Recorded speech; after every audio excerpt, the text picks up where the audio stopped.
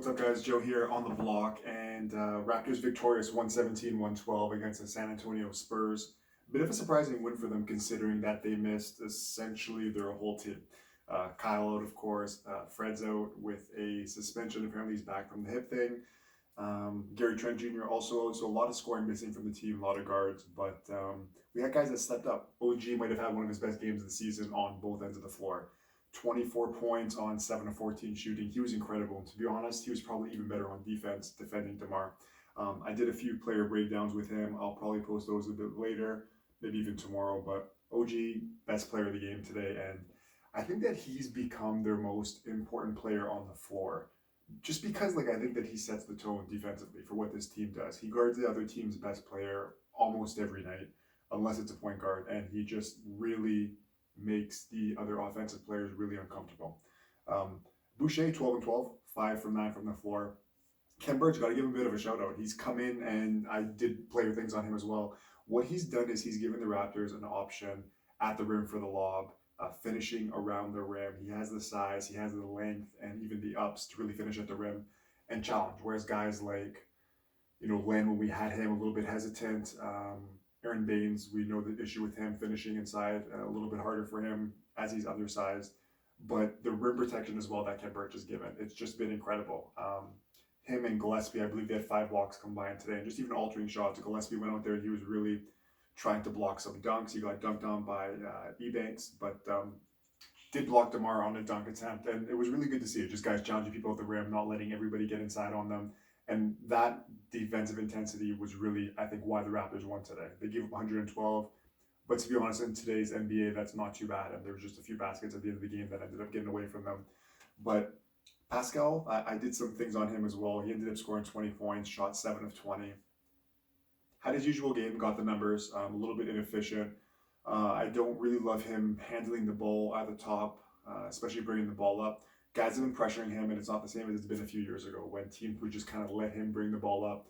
Now teams are really getting under him, making him uncomfortable when they're having to put their hands down, and Pascal's very hesitant handling the ball. It's leading to turnovers, especially with elite guards defending him. It's been an adjustment. And like I said, that's fine. He's not Kevin Durant. He's, he is 6'9", and he has a pretty good handle for a guy his size. He's just not a point guard. He's not a point forward, and that's okay. Looking over at the Spurs, DeMar DeRozan, incredible game. At least, moving the ball around, had 11 assists. And that's been DeMar's growth as a player, as Raptors fans know, since he came into the league. Couldn't shoot at first, ended up shooting, becoming a really elite scorer. And then after really seeing that playmaking and being able to read the court, make the right pass, he can recognize breakdowns when the opposition is not having the best reads. And he's able to find guys over. He did that tonight with Derek White for a few times in the corner. And to be honest, I think that's what Raptors fans are hoping that Pascal kind of develop into. Not necessarily a guy that's going to go out there and get 10 assists, but just the ability to kind of read the defense. If there's someone overcommitting, you're getting double teamed, that means someone's open. I don't know how much tape Raptors are going through, but he needs to really, if he wants to take that next level, as we've seen, he's had a bit of a plateau here with the Raptors in this season, and even going back to last year in the bubble, he needs to bring his offensive game to another level, and that's going to start with playmaking, because that's going to really alleviate a lot of the burden for him, both handling the ball and scoring against some aggressive schemes that are going to be going against him. Derek White, incredible game today. We really saw why they paid him. It was the same contract that OG got. Really good today. Patty Mills, one of the most consistent guys coming off the bench, dropped 23. Malachi Flynn, he's getting an extended look here, and I made another point that if you compare his track record with Fred's when Fred came into the league, Fred had to go and battle for minutes with DeLon Wright, if you remember back then. And I liked Fred back then, and I had high hopes for him. And to be honest, he over-exceeded those expectations for me. But look at Malachi, and when he came in the league, I was saying, this is a guy that can be a Fred VanVleet type player. Probably 6 feet tall on a good day, similar height to Kyle. Doesn't really have the athleticism or the speed, but he does have the smarts. He won Defensive Player of the Year at San Diego State as a 6-foot guard. And I just love the fact that he's always ready to defend at all times.